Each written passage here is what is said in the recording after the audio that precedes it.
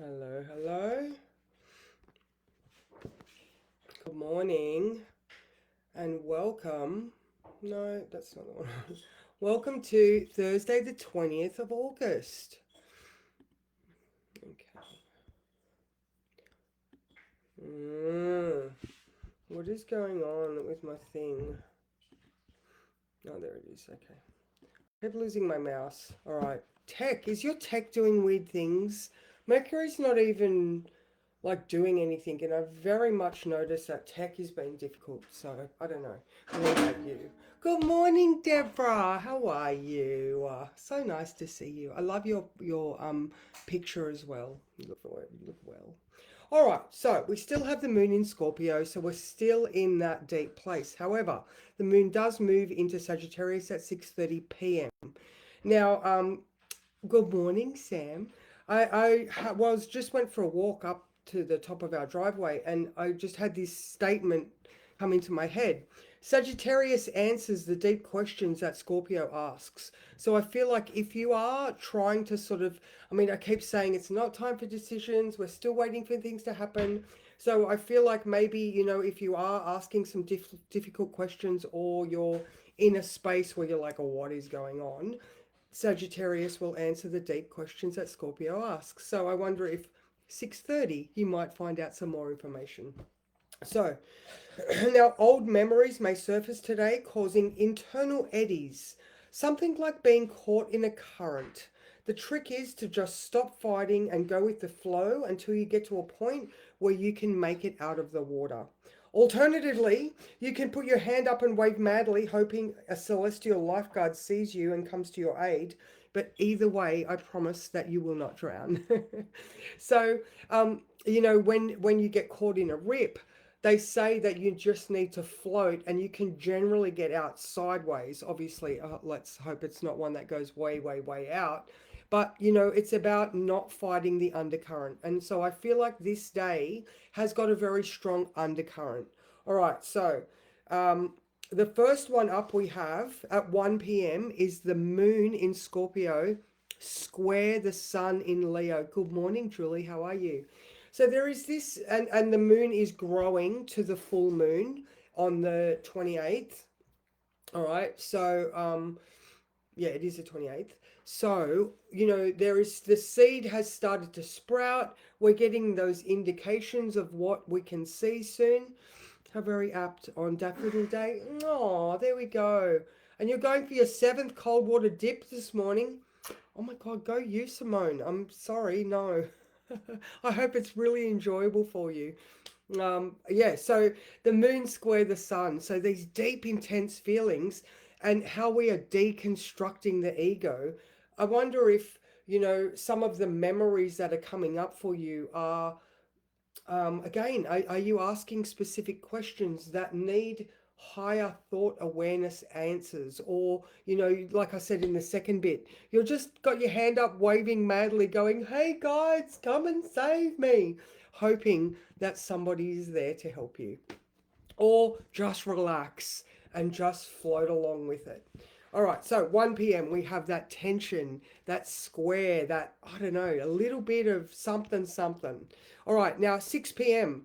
the moon is square the nodes. All right, so that's interesting because at 6:30 is when the moon moves into Sag. So far we've got 1 p.m. with a little bit of tension, and then 6 p.m. something going on with the nodes, which may just sort of help us see that different path or road, or the answer to the question that's going to cause us to go in a different direction. All right, so now, so after 11, there is a trine to Neptune starting.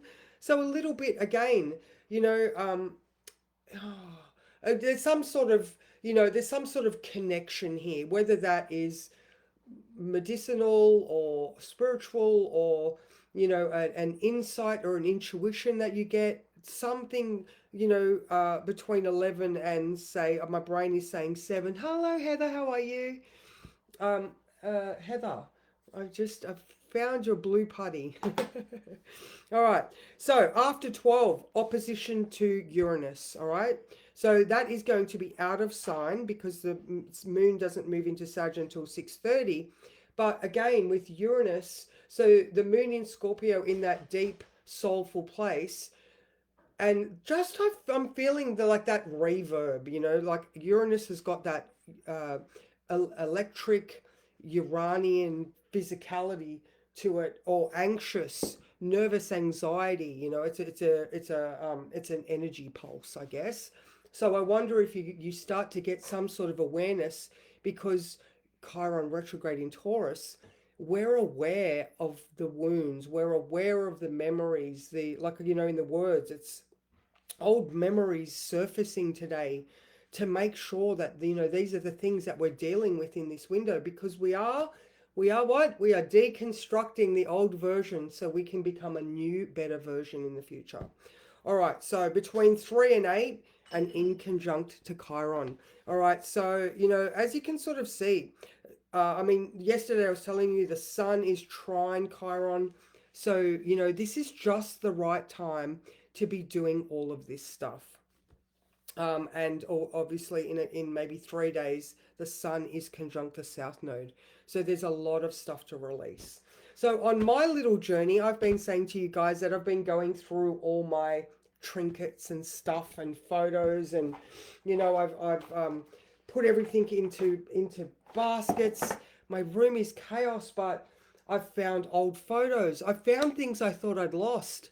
So my old librarian teacher, Colleen, did my ancestry because she's an ancestry major. She went to university for it. She was telling me last night. Amazing. So I've got all of, you know, like obviously all of the boys and Rob's family, my dad's family, and then Colleen did my ancestry back to Scotland in 1642.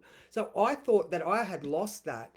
And the ancestry.com website, something happened on Colleen's end, and my whole family tree got deleted. So I was like so upset. I thought that was it, it was gone. And I found it last night. So even just, you know, Mars in Cancer. I found photos of my dad and my granddad, who I never met, on his side. I found all that ancestry again. You know, I'm going through all of these memories and trinkets, and, you know, it's just bringing all these deep feelings up. Like I was telling you about, you know, that deconstruction of the ego, where I'm looking back at all of my old name badges and photos and things, and just sort of being aware how much of all of that stuff and all of those experiences made me who I am today. All right, now I just hope that you can do the same thing.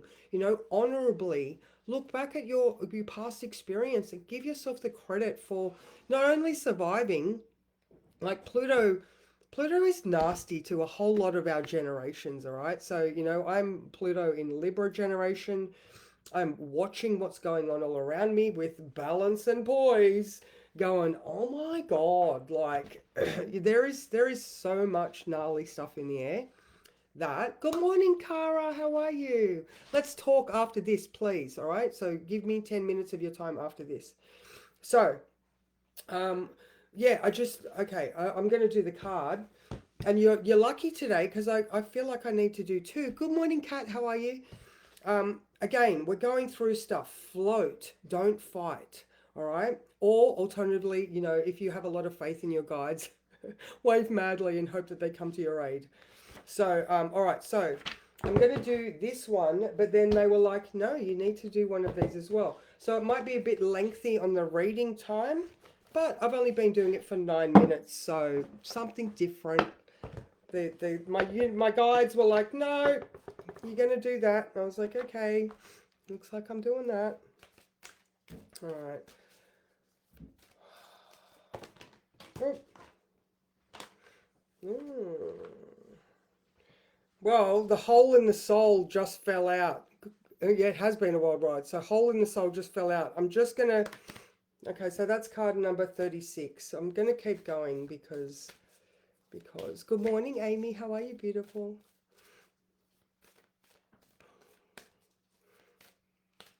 Oh, okay. Oh, pay attention to the signs. I love that.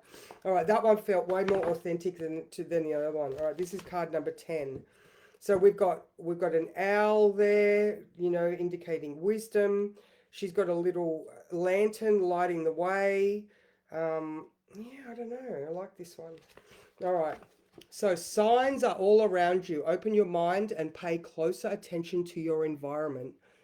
Your angels know that you have been feeling lost about the direction you need to take in life and decisions you need to make. They have heard your frustrations and your pleas for help, and they ask you to slow down. Stop focusing on the problem and allow the solution to come into your reality. They are float on your back and just let the rip take you until you can get out on your own. All right, your spiritual helpers have been organizing synchronistic events to support you, but you keep thinking in the same stubborn way. Relax and look at life in a more creative way. Pay attention to the repetitive signs and signals.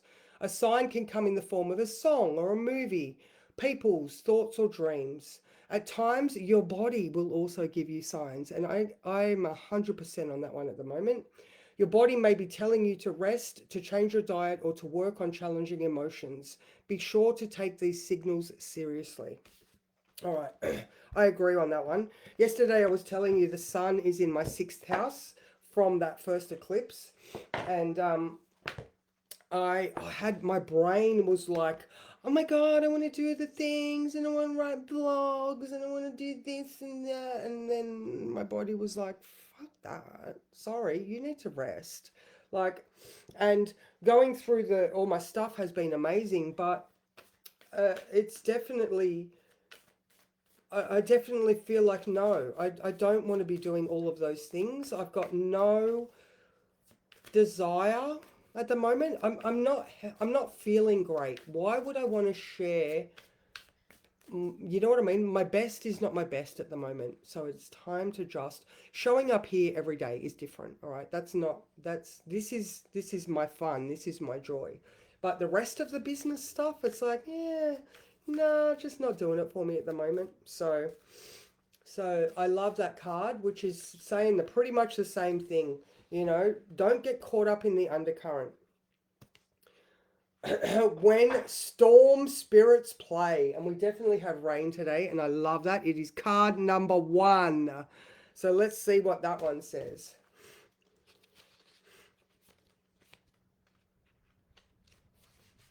All right. Understanding how to navigate divine chaos.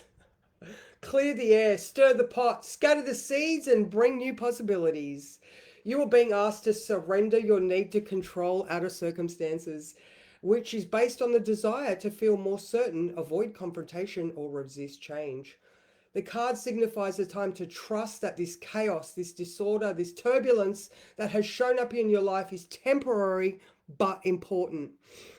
You are now able to let go of what is unnecessary or that which you've resisted releasing.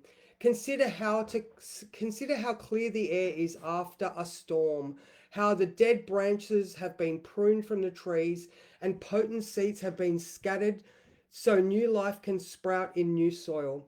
Even if you find yourself in conflict now, there is a gift in this. It invites you to see things from alternative perspectives and provides you with a lot of valuable information. New important possibilities arise from the chaos at hand. For now, the highest good for you is to remain at the center of the storm. Meditate or be mindful of your reactions, as you don't have all the information needed to make authentic choices. Watch and wait. There is divine reordering at the root of this chaos. Listen deeply for the epiphany rising to greet you, and you will know the gifts this experience holds for you. When the storm spirits play, amazing things are stirred up through divine change for the highest good for all. Remember, you are a weaver of dreams. Even you must pivot. Even if the threads of your destiny get frayed, the pattern you set will be breathtaking. And those two things together, there you go. See, don't they always know better? All right, so pay attention to the signs. Good morning, Caroline. How are you? Pay attention to all of those signs and symbols. You know, we are in this maelstrom of a place. There's undercurrents, there's things brewing. We're pretty much right in the middle. We've got 8 days until the next lunar eclipse, you know, and I love that analogy of the storm. And once we're through this, we have that clean air. You know, we have that new life. I know when I walk around after the wind and rain has been here, there's so many branches down, and yeah, all those things, you know, they create the new humus and the soil and like all the things. And yeah, aren't they great cards today? So with that, remember 1 o'clock, a little bit of tension, all right? Might be the old memories coming up and challenging who you view yourself as now. 6 p.m., maybe some sort of, you know, the universe shows you something which Sagittarius at 6:30 allows those answers to be made, you know, from the questions that the Scorpio moon is currently asking. So either way, I promise you won't drown. I think you're going to have a fabulous day because, you know, Sag moon at the end of the day. Just got a little bit to get through still, guys.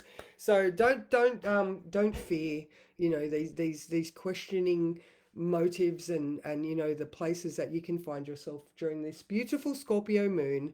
So all right, I will see you ladies tomorrow. I hope you have a fabulous day. Mwah. See ya.